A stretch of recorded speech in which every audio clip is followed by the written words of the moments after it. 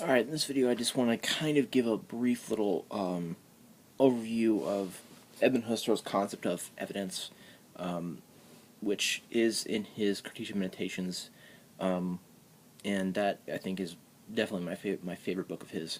I mean, I've really enjoyed reading most of his works. The only couple I haven't read is the Formal Transcendental Logic, as well as the Active Passive Synthesis. But I've really enjoyed reading most of his works, and the Cartesian Meditations are definitely my favorite. In the first meditation, which I do have a video about, he kind of introduces the concept of evidence, and he keeps on going with that, and he tries to establish a genuine science, with which we are not going to talk about things via the natural attitude anymore, but talk about things through the phenomenological epoche, or the reductions. And what the natural attitude is the framework of talking about things metaphysically, and as to whether they are mind dependent or mind independent. And the epoche kind of brackets that and says we are not going to go that way anymore. And through phenomenology, we are going to study things as they're given to us, to the things themselves, as they're given to us, and study not as the book's reality outside of what I'm experiencing, or its reality only as I'm experiencing it, or as it is a idea. So we're not going to be a realist or a idealist, but we're going to study the book as it is given to us via noesis noma and hyale, or the eidos, or the essence. Those are a couple different ways that Husserl does it among his time period of his writings. And evidence, what that is the experiencing of the what is, and it's almost connected to Heidegger, and how Heidegger talks about being, experiencing being. Evidence in that you are experiencing something that is, and that is genuine, and it's the mental experiencing, it's the mental phenomena of experiencing something itself as it is. Now that's kind of quoted from Husserl's writing in the first meditation. So the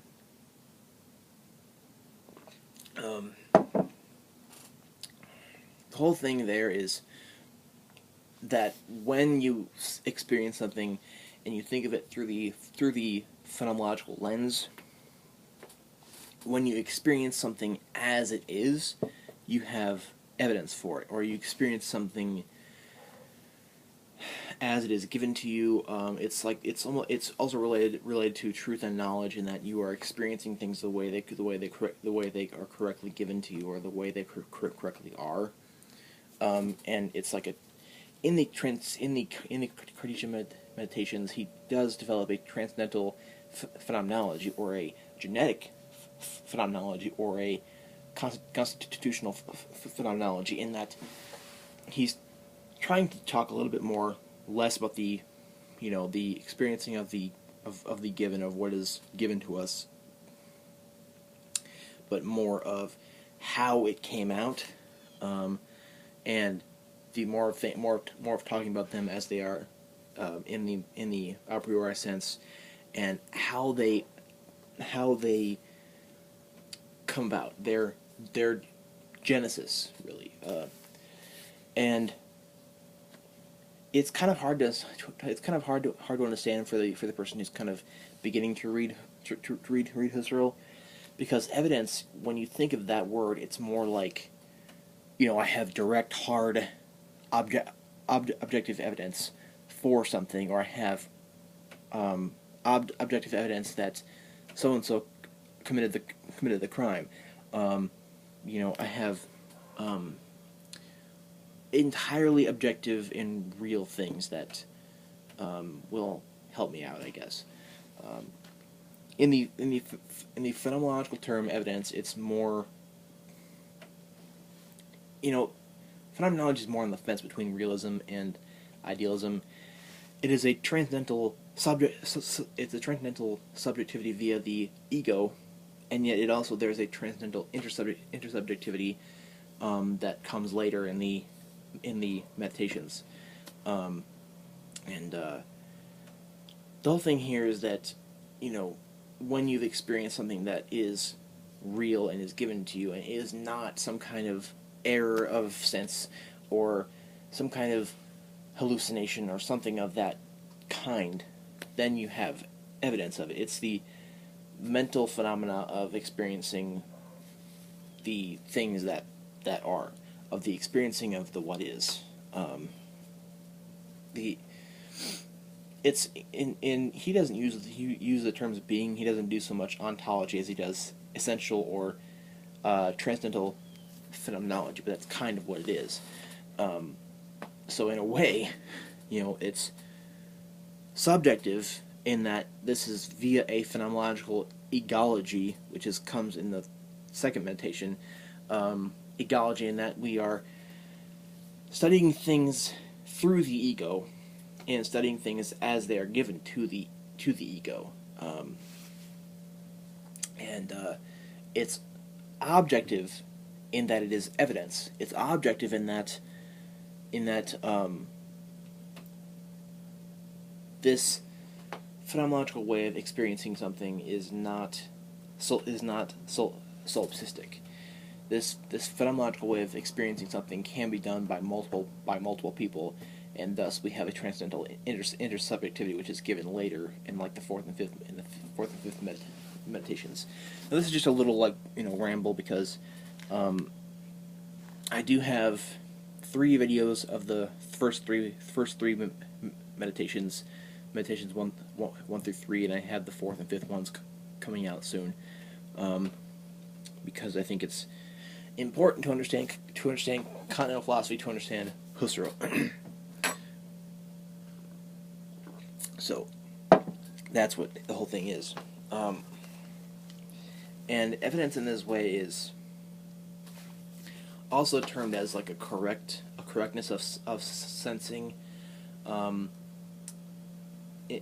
sensing something that is correct as truth, and that's how we kind of get towards some sort of epistemological foundationalism, because Husserl does have that, but not near as much as he did in the logical investigations. That the logical investigations was definitely a more logical and epistemically foundational work, and this is more doing phenomenological egology while also experiencing phenomenologically objective evidence. So hopefully you can kind of understand that, and I try to do stuff on this channel that kind of explains how phenomenology is in a way on the fence between realism and idealism, even though it's not really on the fence as it is above all of them. I would say we are not talking about questions as to whether a certain thing is mind dependent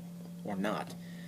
It's about things given to us as they are given to us in the static phenomenology, but in the genetic form, or the transcendental form, it's as how what is the genesis of these things, and how do they come about. And talking about things like apperception, things that are apodictic, and